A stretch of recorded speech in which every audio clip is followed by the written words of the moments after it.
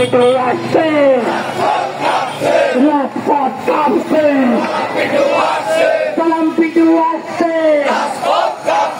টাঙ্গাইল কাঁপছে, সালাম পিটু আসছে, সালাম পিটু আসছে, সালাম পিটু আসছে, তারেক রহমান আসছে, তারেক রহমান বিজেপি পেশে